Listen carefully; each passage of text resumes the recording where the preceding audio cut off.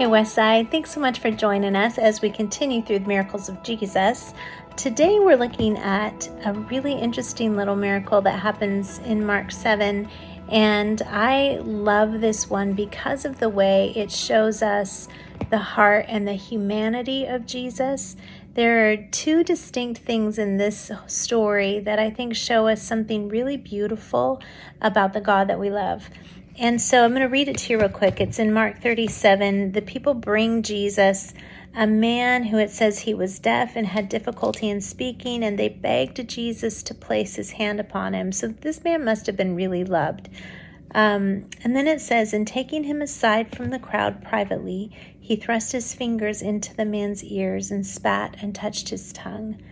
And looking up to heaven, he sighed as he said, "Be opened." And his ears were opened, his tongue was loosed, and he began to speak distinctly and as he should. So the two things that really stand out to me in this story, the first one is that when they bring Jesus this man, they're all clearly gathered around waiting to see what Jesus will do.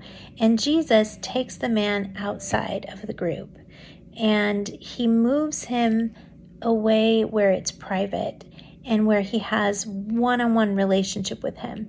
And I love that Jesus is always moving to the margins. He's always moving to where he can have the most engaged relationship with people. I think we are pretty attracted to the mainstream today in evangelical Christianity and the main stage and who's trending and who's hot.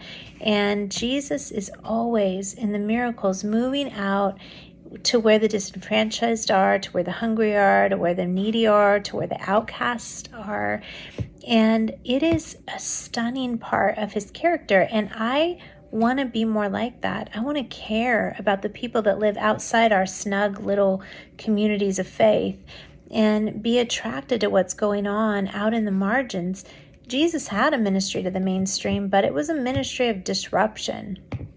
And so I want to see the miracles that take place outside the places where I think they ought to.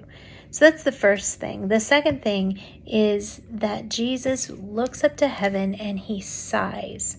And this word sigh in the Greek means to groan with grief. It has a mixture in it of some anger. And it's the same word that is used when Jesus weeps over Lazarus just before he raises him from the dead. And it's so interesting to me that Jesus, though he knows what's going to happen, he knows the problem is about to be solved. Even though he knows that, he still takes time to engage with humanity, with the feelings and the emotions. He makes space for our pain. He makes space not just to let us feel it, but to feel it with us. I believe he feels every moment of this man's life when he hasn't been a part of the group because he can't hear, when he's been made fun of because he doesn't speak right. I think he's feeling that for him, and he doesn't have to. He doesn't have to take the time to do that. He's going to get the job done. He's going to heal him. But first, he makes space to feel what the other side is feeling. And if there was ever a time for believers to lean in and try to feel what people are feeling who don't agree with us, who don't share our history, who maybe don't share our race or our gender, if we could start to feel what other people are feeling and feel the brokenness of humanity, I think we'll be more passionate than ever about connecting them to the grace and the goodness and the healing power of Jesus Christ. So that's today's miracle. I hope you join us tomorrow as we continue through the miracles of Jesus.